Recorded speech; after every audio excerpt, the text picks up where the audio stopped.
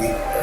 Merci de nous retrouver dans le cadre de la chaîne Blick ainsi que de l'émission Entretien du jour pour parler des sanctions américaines contre les forces rwandaises de défense afin de savoir si ces sanctions ont apporté une solution, peuvent apporter une solution à la crise qui prévaut dans l'Est de la République démocratique du Congo, ou si ces sanctions sont de nature à aggraver par contre les conflits. Puisque vous n'êtes pas sans savoir qu'à partir du début du mois de mars, nous avons assisté à une salve de sanctions provenant du département des trésors américain qui a sanctionné non seulement les forces rwandaises de défense, mais aussi quelques commandants de cette armée. Du point de vue de Kinshasa, cette sanction est vue comme une victoire diplomatique dont on se gargarise. En même temps, il y a un très fort sentiment d'injustice du côté du Rwanda par rapport à cette sanction, et le prétexte pris par les départements des trésors américains tend à s'inscrire officiellement, je dis bien officiellement, dans une logique de protection des droits humains. Toutefois, leur efficacité et leur pertinence stratégique soulèvent des interrogations quant à leur impact réel sur la stabilité régionale et quant aux motivations profondes de ces sanctions. Le premier point,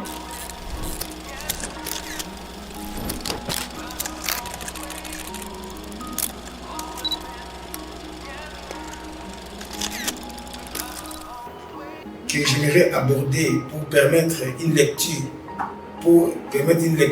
assez approfondie de ce qui se passe au travers de ces sanctions, c'est celle de savoir, la première question que j'aimerais résoudre, c'est de savoir, est-ce que cette sanction est une réponse purement sécuritaire qui occulte les causes structurelles du conflit, ou c'est une sanction qui vise vraiment à résoudre les causes profondes structurelles. Ce sont des sanctions qui visent à résoudre les causes structurelles de ces conflits.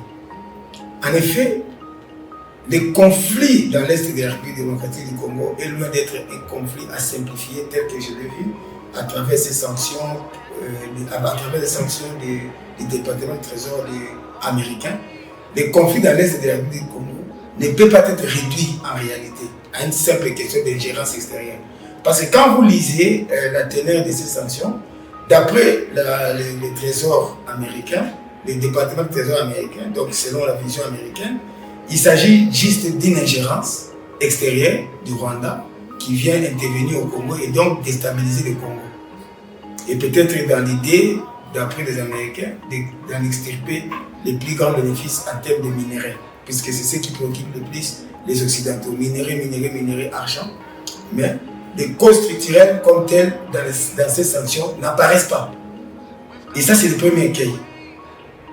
Puisque les sanctions devraient en principe s'inscrire dans une dynamique historique interne, comprendre les dynamiques internes et historiques de ces conflits. Or, il apparaît à ce jour que ces sanctions ne sont pas de nature à pénétrer ou à comprendre la profondeur de ce qui se joue à l'Est. Quelles sont les dynamiques historiques et internes de ces conflits pour comprendre l'inanité de ces sanctions? Premièrement, il y a au niveau de la RDC, nous avons ce qu'on peut appeler, ce que j'appelle des stress identitaires, des tensions identitaires persistantes, et notamment autour de la question de la population tutsi congolaise ou des populations tutsi congolaises, parce qu'il y en a au nord Kivu, il y en a au sud Kivu, il y en a principalement au nord et au sud Kivu. Donc il y a des tensions identitaires qui ne sont pas prises en compte par ces sanctions et qui sont des causes structurantes ou structurelles même, qui sont des dynamiques internes à ces conflits. Donc, on a pris en compte que les dynamiques externes, la dynamique externe de l'intervention du Rwanda. On n'a pas pris en compte les dynamiques internes et historiques propres à la RDC qui consistent dans ces tensions identitaires qui persistent depuis 1960.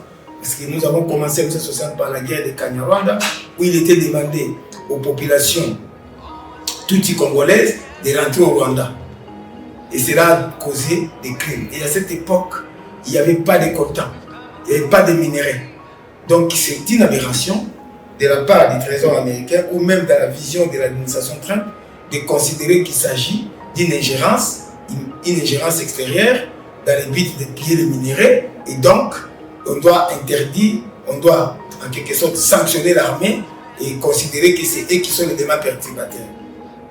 Il y a également des problématiques de citoyenneté, d'inclusion politique et de reconnaissance de cette population qui n'est pas prise en compte dans ces sanctions et pourtant qui sont la cause profonde de ces conflits. Quiconque donc voudrait en quelque sorte résoudre les conflits de l'Est, stabiliser l'Est, il ne peut pas occulter. Il ne peut pas occulter les causes structurelles de ces conflits qui sont des causes profondes et par ailleurs qui sont des causes qui sont traitées au niveau des Doha parce que tout le monde s'accorde à dire qu'il n'y aura pas de réponse politique, militaire à ces conflits, il n'y aura que des réponses politiques. Donc par rapport à cela, nous avons aussi constaté que les mêmes sanctions n'ont pas pris en compte la fragmentation ou la multiplication des groupes armés locaux. Wazalendo accouplés au FDLR qui sont des ex-Interahamwe, des phares des forces armées rwandaises qui avaient commis les génocides en 1994 au Rwanda avant de se réfugier et de trouver refuge au Congo et qui aujourd'hui sont adoubés par le gouvernement congolais. Ce n'est pas pris en compte. Et pourtant, l'accord de Washington qui donne le prétexte à ces sanctions dit aussi qu'on devait s'occuper des problèmes de désarmement des FDLR. Mais c'est hypocritement, je suis en train de constater que c'est hypocritement qu'on le dit parce que quand vous voyez qu'on ne sanctionne qu'une partie, on s'apaisantit sur une partie, sans s'apaisantir. Donc on le dit juste comme si on n'y croyait vraiment pas, qu'on ne croit vraiment pas que les FDLR constituent un danger existentiel pour les Rwandais. Et donc, dans cette perspective, ces sanctions apparaissent comme une réponse symptomatique. Donc, une réponse sur les symptômes, non pas sur les causes structurelles. Et dans ces conditions, je ne pense pas qu'il est possible de résoudre cette crise. Le deuxième point,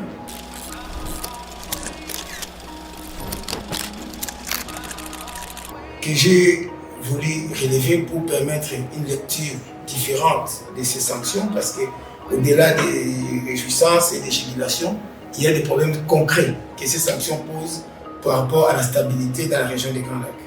C'est-à-dire qu'il y a, à cause de ces sanctions, un risque de déséquilibre narratif et de perception d'injustice. Par rapport à quoi? Parce que par rapport au fait que les sanctions américaines ciblent principalement les Rwandais. Principalement. Pour son soutien présumé au M23. Cependant, certains analystes estiment qu'elles ne prennent pas suffisamment en compte la complexité des alliances locales, c'est-à-dire l'alliance entre le FDLR et les gouvernements congolais, entre les Wazalendo ou les groupes armés ethniques dont la mission est de nettoyage ethnique contre les populations tutsis dans l'est du Congo. Ils disent à haute voix qu'ils ne cesseront leur guerre que quand il y aura PSL tout au Congo. Donc d'une certaine manière, on ne tient pas compte de toutes ces alliances entre toutes ces forces qui sont pour moi des forces négatives. Et ces sanctions minimisent le rôle de tous les acteurs armés, y compris ceux placés comme hostiles au Rwanda, notamment les FDLR. Donc leur rôle dans ces minimisés. Et pourtant, les FDLR est un facteur d'aggravation de la crise identitaire qui existait déjà au Congo parce qu'il a ramené les méthodes au Rwanda de 1993 à 1994. Il l'a ramené au Congo et aujourd'hui, le Congo est au bord de l'implosion le Congo est au bord d'un début, est au bord du génocide. Parce qu'il y a déjà beaucoup d'actes de génocide qui sont documentés et non pris en compte par la communauté internationale. Parce que je constate que la communauté internationale prend en compte que les crimes supposément commis par les M23 et non les crimes commis par les FDLR qui se promènent tranquillement au Congo et qui sont même devenus nous. Et en plus, ces sanctions peuvent être perçues comme une lecture partielle du conflit. C'est-à-dire qu'il y a une partialité que je ne m'explique pas de la part du gouvernement américain ou de l'administration de Trump qui alimente un sentiment d'injustice stratégique. C'est-à-dire que les pays comme le Rwanda peuvent se sentir injustement condamnés pour la simple et bonne raison que cela apparaît comme si la question de la sécurité du Rwanda est une question secondaire. La question primordiale, c'est les minéraux du Congo, les contrats et la capacité d'exploiter Ubaya. C'est ça qui est principal pour les Américains. Donc cette vision un peu transactionnelle des relations internationales, de la diplomatie, peut causer des dégâts énormes si on y prend garde. Et cela peut même renforcer les tensions plutôt que favoriser une désescalade. Or, ces tensions sont présentées comme des facteurs qui vont apporter une désescalade entre le Rwanda et le Congo.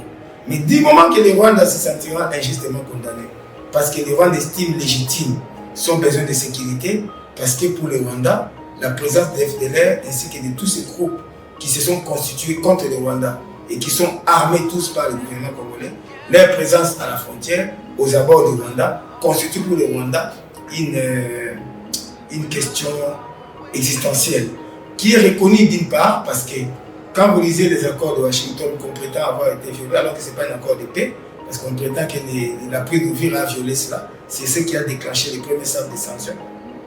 Vous allez constater qu'en réalité, on reconnaît au Rwanda le droit de se sécuriser, mais on sanctionne le Rwanda quand il se sécurise. Et c'est là où je me dis que quand même il y a un double jeu, il y a une langue de bois, c'est-à-dire qu'il y a une duplicité de la part de l'administration Trump qui a invité le Rwanda à signer l'an passé, 2025, un accord pour créer la désescalade. Et je pense que les sanctions qui viennent d'être prises vont jouer un rôle contraire à la désescalade. Et puis, il y a le point 3.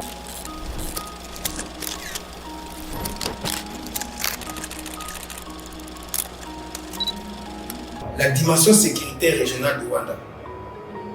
Donc, je voulais partager dans cette atelier. La dimension sécuritaire régionale. Du point de vue de Kigali, les interventions dans l'Est de la RDC sont justifiées par des préoccupations sécuritaires liées à la présence des groupes armés hostiles à proximité de ces frontières. La volonté de prévenir toute menace transfrontalière. Et ces menaces existent. Ces menaces existent. Puisque d'une certaine manière, je constate que mon pays a fait de la haine du Rwanda ou de la rwandophobie un élément central de sa politique. Ce qui vis-à-vis du voisin une menace. C'est un peu comme si, c'est un peu comme quand vous placez des missiles, vous les dirigez contre un pays, vu de l'intérieur de chez vous, vous voyez que ça vous sécurise, mais vu de l'extérieur, c'est une menace dont les voisins doivent se prémunir. Et donc, je ne vois pas comment ces sanctions peuvent en quelque sorte prévenir l'escalade. Puisque les sanctions risquent d'être ainsi perçues comme une remise en cause des impératifs de sécurité nationale du Rwanda. Et je pense que d'un point de vue, ce serait inacceptable vis-à-vis de nos voisins d'accepter de telles sanctions comme étant quelque chose de positif. Et donc je crois que Massad Boulos, l'ONU, peut-être même les États-Unis, tous ceux qui sont derrière ces sanctions, parce que même les Américains les Européens emboîtent les pas en mettant fin, en cherchant, en décrétant de mettre fin au soutien qu'on avait accordé à l'armée rwandaise à Cabo Delgado, au niveau de Mozambique, qui lutte contre les djihad, qui sont des ennemis de toute la communauté internationale, de toute la communauté humaine. Voyez-vous? Donc c'est ça un peu. Je pense que ces sanctions ne peuvent pas contribuer justement à créer un climat de désescalade pour cette raison-là aussi. Et puis point 4 que je voulais discuter, c'est que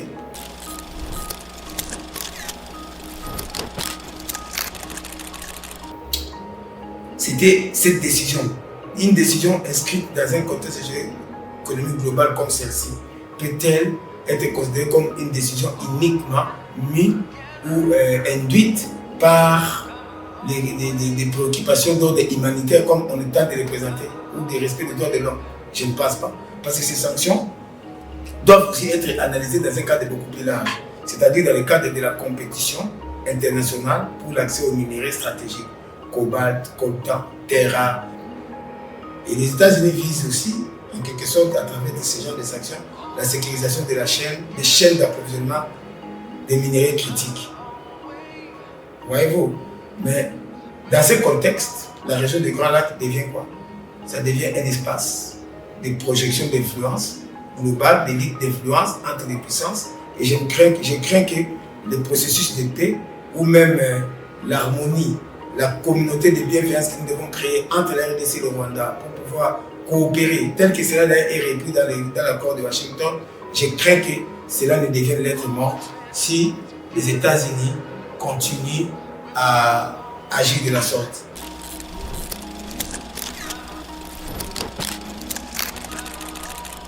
Et puis le cinquième point analysé par rapport à ces sanctions, c'est les risques d'une instrumentalisation géopolitique.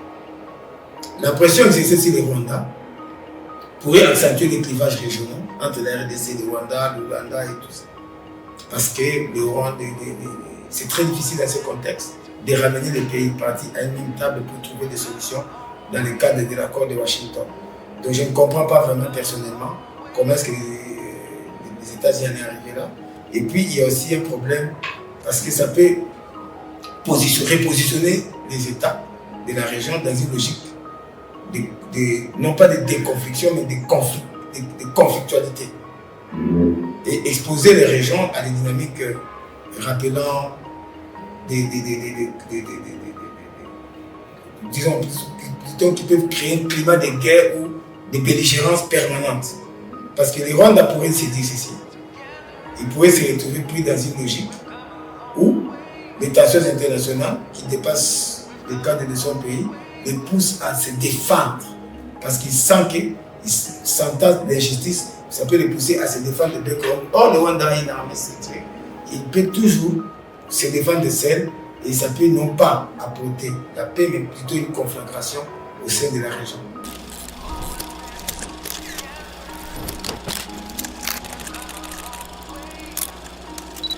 Et en plus, l'efficacité, dans le sixième point, j'ai examiné pour vous l'efficacité de ces sanctions. Et je trouve que c'est une efficacité qui est contestable. Enfin, plusieurs limites peuvent être identifiées dans le cadre de ces sanctions. C'est que ces sanctions ont un impact incertain sur les comportements des acteurs sur le terrain. Pourquoi? Parce que, tout d'abord, le Rwanda n'est pas le M23. Dans les sanctions, on cible le Rwanda. Mais en RDC, c'est le M23. C'est le M23 qui est l'acteur principal. Or, dans ces sanctions, on présente le M23 comme un simple supplétif, comme un acteur secondaire. Mais le M23 n'est pas un acteur secondaire, il contrôle des places anti-territoire, le M23 des armées. Mais on fait une sanction en se basant sur une convention, un accord que le M23 n'a pas signé. On sanctionne le Rwanda, mais le M23 qui est l'acteur principal. Quel est l'impact d'une telle sanction sur lui?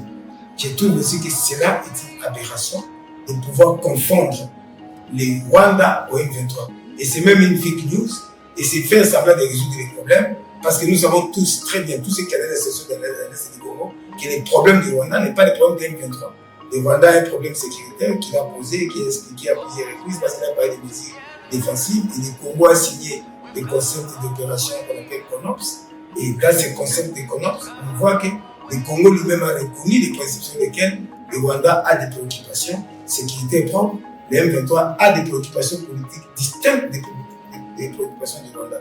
Or, ces sanctions, en s'apaisantissant sur le Rwanda, donc, ne peut pas avoir un impact sur le comportement des acteurs sur le terrain.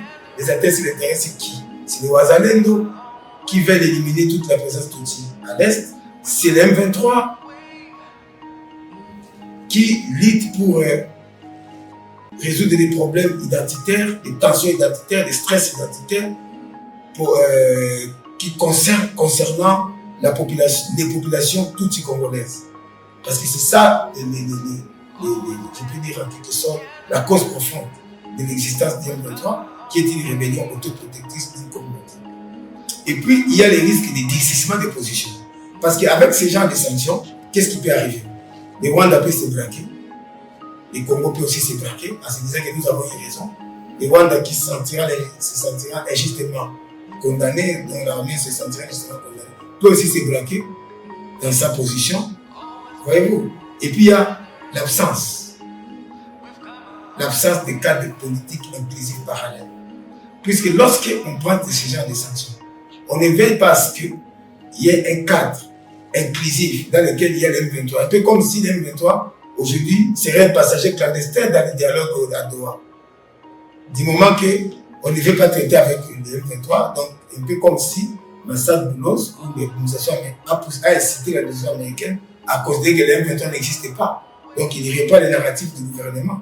Du coup, ce serait très difficile dans ces conditions de créer un cadre de politique inclusive parallèle aux sanctions, je ne sais pas quoi, afin de résoudre ces conflits.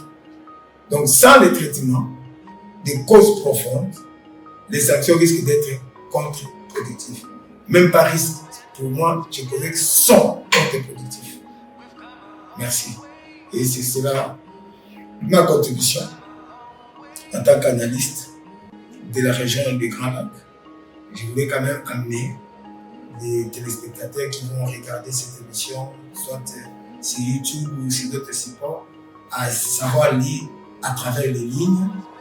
Et voilà un peu la quintessence et ce que je peux dire en rapport avec les sanctions qui ont été prises au mois de mars, je pense, si ma mémoire est bonne, le 2 mars 2026, et aussi que les sanctions qui ont été prises, je pense, en décembre 2025, contre certains acteurs politiques ou militaires comme Rwandais. Et donc voilà, ce que je voulais dire, c'est le caractère contre-productif de toutes ces sanctions qui sont lancées à tout vent pour caresser peut-être certaines personnes dans le sens des poids. Merci beaucoup.